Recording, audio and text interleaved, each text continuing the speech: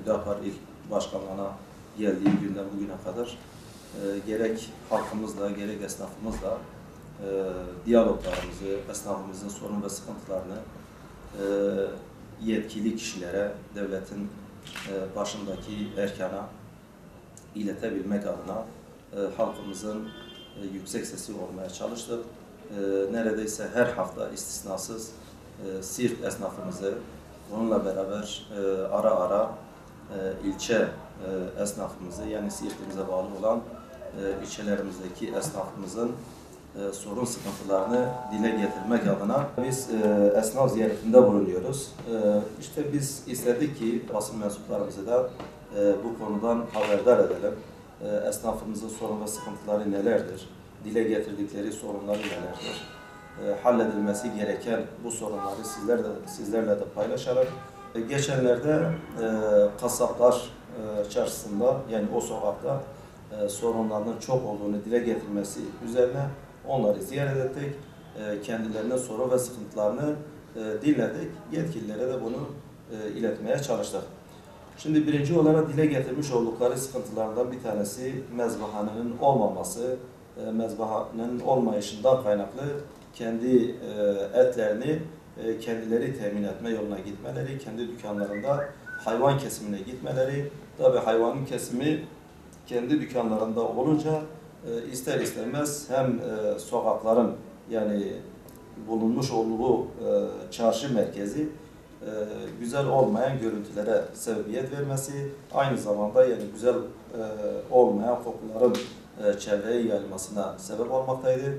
Biz bunu dile getirdik. Belediye başkanımızın sağ olsun kendileri bir temelin atıldığı, mezbahanenin temellerinin atıldığı bir 6-7 ay içerisinde büyük ve de donanımlı bir mezbahanenin açılacağını bize söyledi. Bununla beraber yine temizlik konusunda şehrin genelinden, yani bazı yerlerde inşaatların devam etmesi hasebiyle temizliğin yapılmaması, daha doğrusu sulama işleminin yapılmaması sonucunda tozların kalkması ve nihayetinde o tozların dükkanlarına girmesi, bu konuda ızdıraplarını dile getirdiler. İkinci bir mesele ise bu sadece belki Siirt'in meselesi olmamakla beraber diyebiliriz ki belki Türkiye'nin genel bir sorunu olabilir diye düşünüyoruz. O da nedir ki hırsızlık olaylarıdır. Şimdi hırsızlık olaylarının bu son zamanlarda artış gösterdiğini, bununla beraber hırsızların, yani salı verildiği, mağdur edilen, yani hırsızlığı yapılmış olan mağdur kişilerin ise mahkemelere çağrılmaları, yani bir nevi hırsıza verilmesi gereken ceza onun götürülüp getirilmesi gerekirken hırsız serbest bırakılıyor. Fakat bununla beraber her birkaç zaman diliminde hırsızlığı yapılmış olan, mağdur edilmiş olan esnaf veya halkımızdan her kim olursa bakıyorsun ki mahkemelerde sürünür hale gelmişlerdir. Ümidimiz odur ki yani hırsızlık yapan insanın cezalandırılmasıdır. Hırsızlığı yapılan ya da malı çalınan insanın mağdur edilmemesidir. Bir başka mesele ise yine esnafımızdan gelen, aslında bizim de önemsediğimiz, hakikaten hoşumuza giden bir öneri, bir istek oldu. Özellikle kesim zamanı olan ya da mesela kesilen hayvanların nasıl ki keklik avlama, yani yasağının olduğu zamanlar var ise ya da balık avının yasak olduğu dönemler var ise, yani bu dönemler ne diye mesela yasaklanıyor?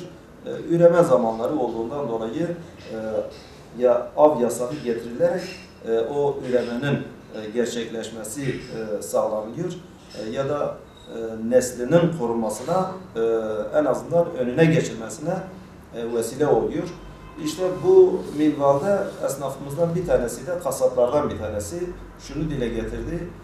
Şu anda kesilen hayvanların hem büyükbaş hayvan olsun hem de koyun, keçi, yani küçükbaş hayvan olsun, kesildiğinde bakıyorsun ki geneli hamiledir. Yani 10 tane kesiliyor, bu 10 tanesinde neredeyse 8 tane, 9 tanesi gebedir.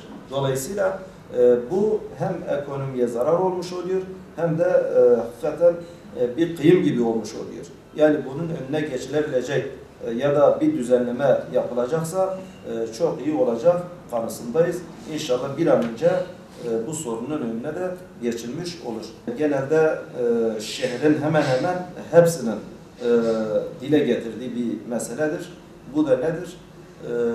Eski şehir dediğimiz eski yapıların çokça olduğu, sokakların dar olduğu, yine harabe evlerin fazla olduğu yerlerin evlerini terk eden vatandaş bir daha evine dönmediğinde o evler metruk hale geliyor ve metruk hale gelen bu evlere ise balliciler, ondan sonra esrarkeşler, ondan sonra serseriler diyebileceğimiz, yani başıboş ya da toplumdan yani kendini soyutlamış olan bir grup genç ya da bu anlamda yani aslında toplumun da belki dışladığı ya da kendilerinin de toplumdan dışlandığını hissederek kümeleşen bir grup gencin bu evlere yerleşerek çevreye zarar vermeleri, çevreye rahatsızlık vermeleri halkımızın, toplumumuzun ızdırap duyduğu meselelerden bir tanesidir.